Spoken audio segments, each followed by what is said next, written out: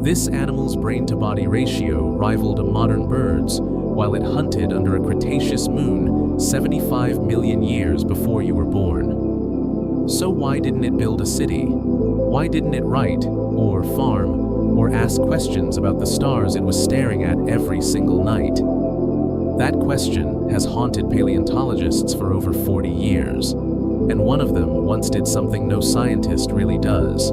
He sketched out what this creature might have become. Meet Troodon, or more precisely, the animal we now think that name actually describes. It stood about 2 meters long, weighed roughly as much as a large dog, and walked on 2 long, slender legs. It lived in what's now Alberta and Montana, near the very end of the age of dinosaurs.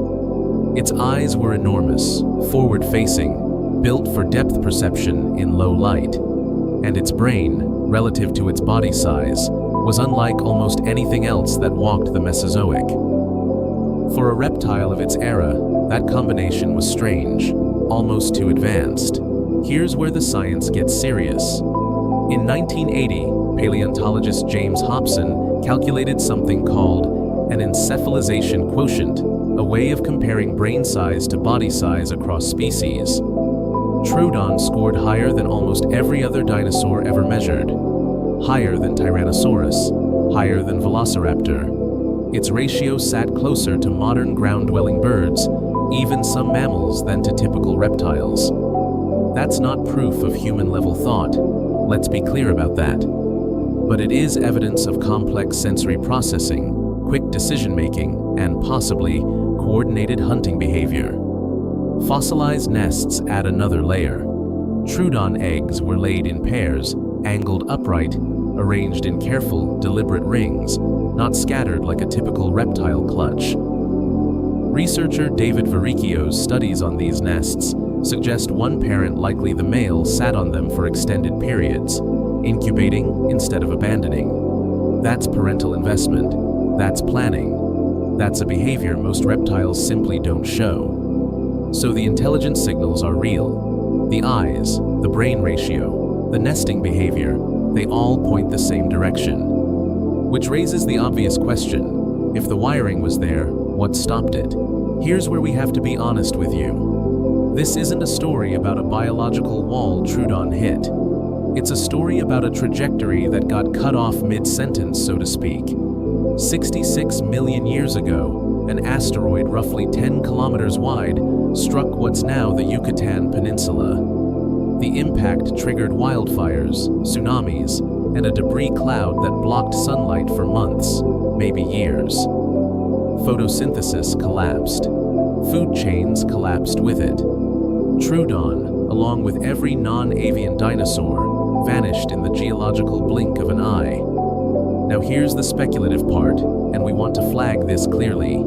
It is not settled science. In 1982, Dale Russell, the same paleontologist who studied Troodon's brain, proposed a thought experiment. What if the asteroid never hit? Russell plotted the EQ growth trend across the troodontid lineage over millions of years, and it was climbing, not exploding, not accelerating toward tool use, just climbing, generation after generation. Extrapolate that curve forward another 10, 20, 50 million years, and Russell argued the brain-to-body ratio could theoretically have approached levels seen in early primates.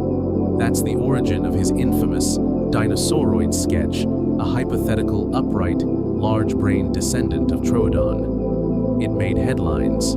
It also drew heavy criticism. Many paleontologists, including Gregory Paul, argued the sketch was too speculative, too human-like, built more on imagination than fossil evidence. Evolution doesn't move in straight lines toward intelligence.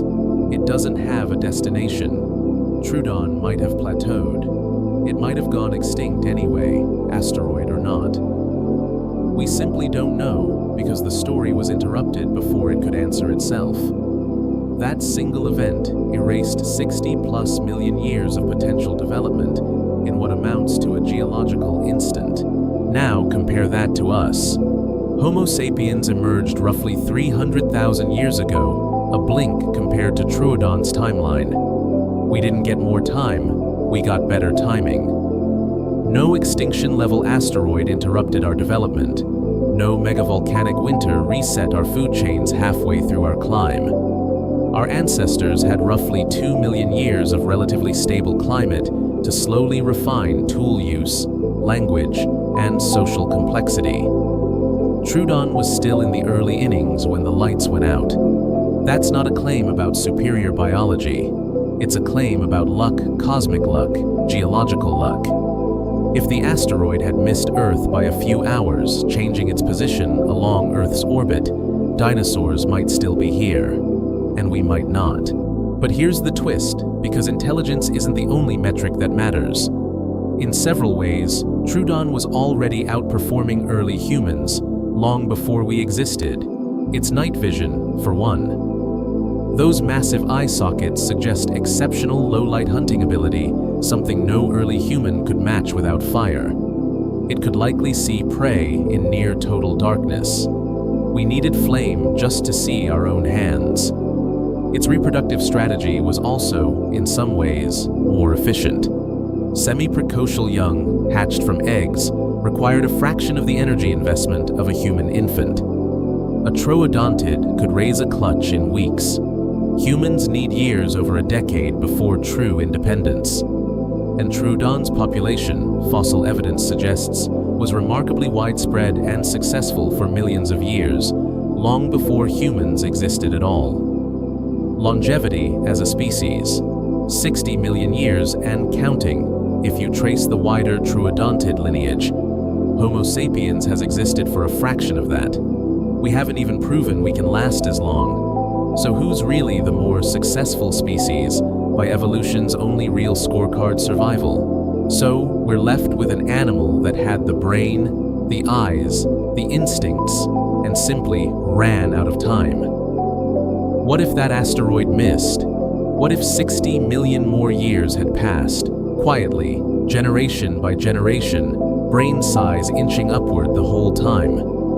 Would something like us have ever gotten the chance to exist at all? That question is exactly where we're headed in the next video, where we take Russell's controversial hypothesis apart, piece by piece, and ask what a non-human civilization might actually have looked like. If this made you rethink what intelligence even means, hit subscribe and ring the bell, because next time we go further than any paleontologist ever dared.